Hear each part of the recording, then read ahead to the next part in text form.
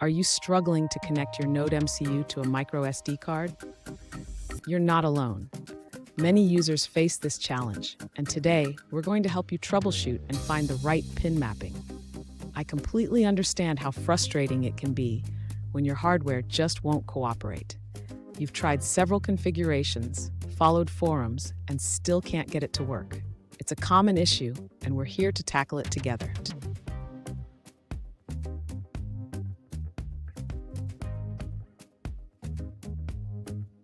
Let's dive into the specific question at hand. One user asked about the pin mapping for connecting a micro SD card to the ESP8266 NodeMCU 1.0. They mentioned trying various setups without success. Sound familiar? Let's explore this together. So what could be going wrong? The ESP8266 has specific pins designated for SPI communication, which is essential for SD card connections. If the pins are not correctly mapped, the card won't be recognized. Let's break this down step by step. And stick around. At the end of this video, I'll share a pro tip that can save you time and headaches when working with microcontrollers. To connect the NodeMCU to a micro SD card, the user should first identify the correct pin mapping. The NodeMCU has specific pins designated for SPI communication, which is essential for SD card interfacing. Next, the user needs to wire the micro SD card module to the NodeMCU using the identified pins. It's important to connect the power and ground as well.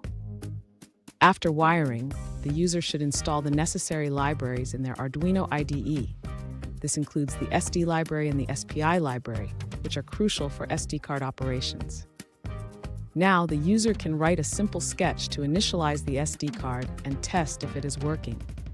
This involves setting up the SPI communication and checking for the card's presence.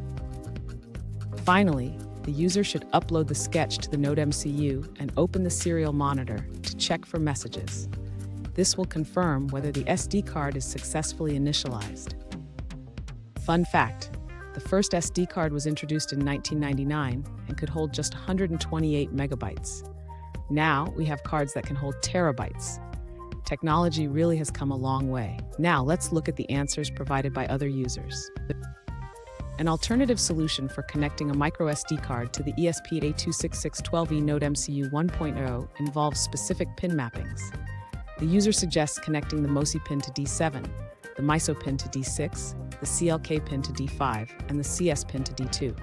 Additionally, connect VDD to VIN or 3V3 and GND to GND. Once everything is connected, you can test the setup using the card info example in the Arduino IDE. That's it for that response. Let's explore another one. An alternative solution for connecting a micro SD card to the NodeMCU is provided by another user. They suggest the following pin mapping: connect CS to D8, MISO to D7, MOSI to D6, and SCK to D5. In the Arduino IDE, open the example sketch by navigating to File, then Examples, and select SD, followed by Card Info. Make sure to change the chip select constant from 4 to 15 in the code. This user has tested this setup on their breadboard, and it worked successfully. Here's the pro tip I promised. Always keep your firmware updated. This can resolve many compatibility issues and improve performance with your micro SD card. And there you have it. With the right pin mapping and connections, your NodeMCU should now be able to communicate with your micro SD card. If you found this video helpful, please subscribe for more tips and tricks on microcontroller projects.